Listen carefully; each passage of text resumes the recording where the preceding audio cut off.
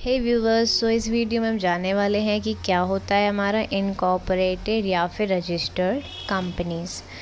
सो registered या incorporated companies हमारी वो कंपनीज़ होती हैं जो रजिस्टर्ड होती हैं द कंपनीज़ एक्ट 2013 में या फिर कोई भी प्रीवियस एक्ट में, वो हमारी कंपनीज़ होती हैं। अब कंपनीज़ के भी टाइप्स हैं जो डिपेंड करता है दो चीज़ों पे। पहला on the basis of members और दूसरा on the basis of liability of members. So पहले हम डिस्कस करते हैं कि मेंबर्स के बेसिस पे कितने टाइप्स के हमारे पास कंपनीज़ होती हैं। तो 3 तरह की कंपनीज़ होते हैं बेसिकली। पहला होता है हमारा प्राइवेट कंपनी, सेकंड होता है पब्लिक कंपनी और थर्ड होता है 1 पर्सन कंपनी। तो इन तीनों को हम बहुत डिटेल में पढ़ेंगे आगे वीडियोस पे।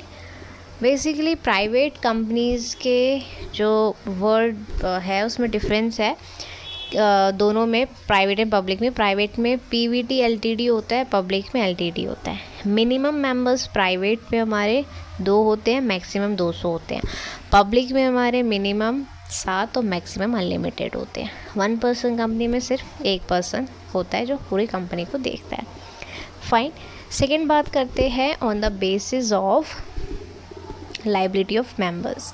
ये भी हमारे 3 तरीके होते हैं।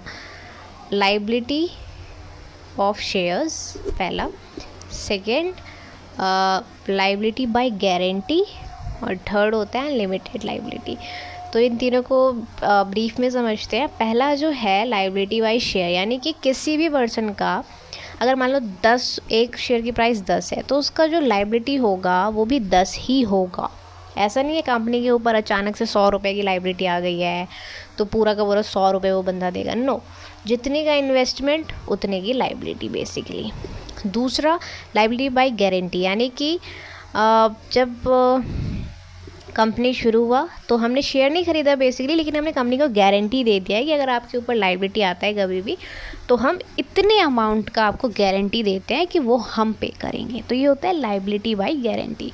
और थर्ड होता है हमारा अनलिमिटेड लायबिलिटी, यानी कि कितने भी ह्यूज अमाउंट की लायबिलिटी आ जाए कंपनी पे, उस अमाउंट को डिवाइड कर दिया जाएगा मेंबर्स में, यानी कि शेयर होल्डर्स में। एंड वो आपका इन्वेस्टमेंट से कोई मैटर नहीं करता। नो मैटर कि आपके इन्वेस्टमेंट 10 रुपये के हैं, 100 रुपये के हैं। 1 करोड़ की लायबिलिटी आती है तो हो सकता है कि आपको 10 लाख रुपए भी देना पड़े। So this is all about. Thank